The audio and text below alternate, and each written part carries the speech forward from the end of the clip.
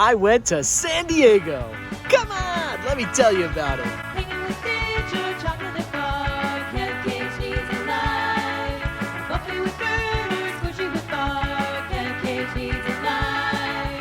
Kev Cage needs a life, yeah. What's up? It's Kev Cage. Good seeing ya. Before we get started, I wanted to tell you that I am holding a sweepstakes. Recently, I hit 100 subscribers on the channel, which isn't really a big deal, but because I'm incredibly lame, it is a big deal to me. And to celebrate, I'm giving away a season pass to the park of your choice. Kind of. I'm gonna give you $150, which I can only hope that you spend on a season pass. And you should enter, because why not? Even if you know me, who cares? Somebody has to win, and no one's entered yet. If you want a chance to win that pass, details are in the description below. The comment button? No, not the comment box. The description. Enter, good luck, and let's go check out San Diego, huh? I was able to visit all three of these attractions thanks to the Go City San Diego pass. I got that all-inclusive one on the left. I think it saved a couple of bucks, but it's basically like a park hopper for everything in San Diego. The only thing you need reservations for was LEGOLAND and, I guess, speedboats apparently, but you're probably not doing that. The first stop was LEGOLAND. I was traveling with my 7-year-old daughter in case you need that bit of context for the rest of this to make sense. Last time I was at LEGOLAND was right after they reopened in 2021. It was fun, we had a good time, but like everything else around then, it was a little weird. The Lego movie area wasn't open yet, and a lot of the rides just were operating kind of at half capacity, so this was my first time back. They had these little instruments out front, which was cool. You could stand in front of them and, this was like a playground area for Ninjago, the Ninjago training camp. My kid loved this. That's one thing Legoland is not lacking, is play areas. The other thing that they're not lacking? Expensive games. Call me an old timer, but I remember when games used to be like $2 or $3. These are $15 to play. $15 a pop, that's ridiculous. I know the prizes are a little better, but here's another playground area, I guess. We did a lot of these. My kid doesn't really like roller coasters, so in hindsight, maybe Legoland wasn't a great thing to do. They did have these tubs full of Legos, and you could build whatever you wanted. A couple of spots had these. It was very cute. Once you built your masterpiece, you could put it up on the wall for everybody to see. Here, somebody spelled egg. Only at Legoland, folks. I guess that's all the footage I took at Legoland. Suffice it to say, you didn't miss much. If you have little kids, you'll probably love it. There's 2 good places to get beer there too, so if you want to know where, just drop a comment down below. Next, it was off to SeaWorld. The last time I was at SeaWorld was in 1999, 25 years ago on a high school band trip. We thought we were cool and took pictures by the orcas. Thought we were cool. We were cool. I like that SeaWorld has coffee as soon as you walk in. They also had a mimosa bar, which had a line at 9:30 a.m., which I thought was a little weird, even for me, but hey, more power to you. Now, before we go any further, I should probably say, look, I know, there are a lot of differing opinions on SeaWorld. If you're the type of person who has an issue with the animals and stuff, then probably tap out now because we go to the zoo after this. But for everybody else, I kind of look at it like this. I'm no animal expert. SeaWorld says that they rescue and rehabilitate animals, over 42,000 since its inception. I don't know if that's a lot, but it sounds like a lot to me. And I'm going to take them at their word. I know this. I have a 7-year-old daughter who loves animals and hates roller coasters. And this was a pretty magical experience for her.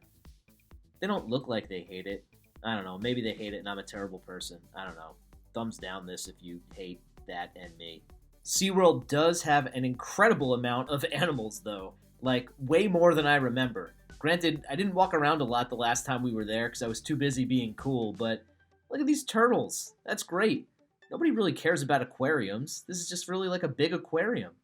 The one thing that I liked is they have these moving walkways to see exhibits like this with the penguins. You don't have to fight with people over who's getting the best view. You just stand there, it scoots you down, everybody gets the same exact nice view, and nobody's coughing on you.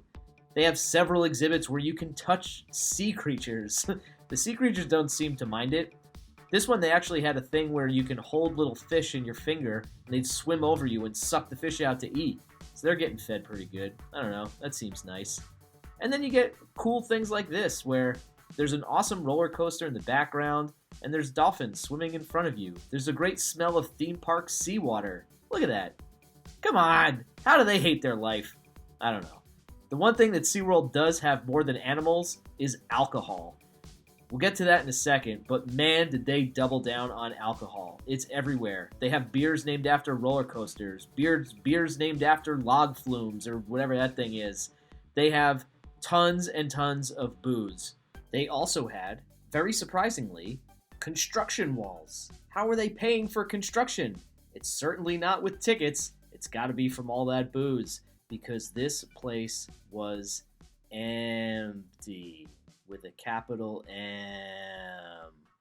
We were there on a Friday in June, and literally you could walk for minutes upon minutes without seeing another human soul who wasn't employed. I don't know if it's like this all the time these days, or if this was just a rare circumstance, but it was like walking around an empty, abandoned mall. Some of these areas were really pretty too. It's like, this is where the parties used to happen. This is where people used to hang out and do stuff before everybody got mad after Blackfish. It's a shame, too, because United Parks and Resorts, SeaWorld's parent company, I've only been to one other park of theirs, which was Sesame Place in Pennsylvania, but I think they do a really good job. This was really nicely landscaped, the place was clean, but look at this, man. This is just absolutely unbelievable to me for a Friday in the summer. Maybe this is normal, again, I don't know, but it just felt like a relic of a bygone era. You can hear the 80s calling from somewhere off in the distance. Look at this pavilion. Do they do stuff in here anymore?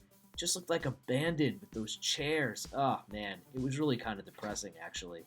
There aren't many places in the country where you can go on a roller coaster while looking at flamingos. And now, actually, that I've said that, it probably makes sense, and there are really great reasons why you can't. But still, I had a wonderful time here at SeaWorld, even though I didn't get to go on said roller coasters. I would love to go back, and I think you should too. If you don't mind all the animal stuff, get yourself an Uber, go get ripped, responsibly of course, without making a scene or getting into any fights, like apparently just happened at Aquatica.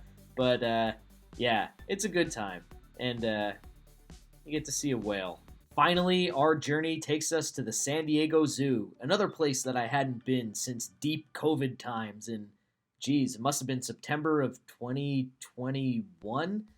Maybe 2020, actually. I remember this as being one of the first places that had reopened before even the theme parks were open, so we went to get our fix. They have this cool lion statue up in front, so when you see a lion statue, there's only one logical thing to do next.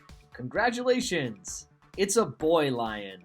I actually remember having a really great time at the zoo in spite of everything else that was going on, so I was curious to see if the experience still held up. I will say, for as much as I love an aquarium, I actually don't really care for a zoo, generally speaking. I think it's kind of boring. Once you've seen one of these animals sleeping, you've kind of seen them all. Even now, I'm looking at my timeline, and it says that I have another 4+ minutes of footage. What was I filming? Oh, that's a koala. Yeah, we're certainly not going to go through all of this. And honestly, I don't really have much to say about the experience. The San Diego... Why am I even making a video? Okay, I do have some actual thoughts. If you're going to go to a zoo, the San Diego Zoo is the one to go to. It's very beautifully... I don't want to say appointed, because it's like kind of natural environment. I actually kind of wish that we had gotten a guided tour. For instance, this leopard was pacing back and forth and we didn't know why. I happened to overhear from a nearby tour that it was looking at a girl leopard. Those are leopards, right? See, this is why we need zoos. Yeah, it was looking at a girl leopard in the other encampment and he was getting a little angsty, so, you know, it happens. But yeah, the place is gigantic. There's lots of animals to look at. You can feed a giraffe. You can check out these penguins. There's a bunch that are swimming under the glass, which is a more interesting video that I, of course, didn't take. There's this area over here where you can walk through this netted bird sanctuary or something, and the birds are all like dive bombing over your head. That's pretty sweet. You know, my biggest complaint actually was San Diego Zoo used to have all these custom beers all over the place, and now they don't. They have the regular run-of-the-mill stuff, and all the interesting stuff is at this one beer garden, week. So yeah, that pretty much does it for this whirlwind tour of San Diego.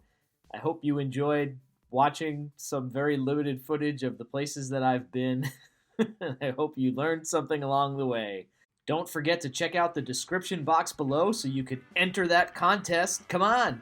And remember, if you're lucky enough to be at any of these wonderful San Diego attractions, you're lucky enough. See you next time.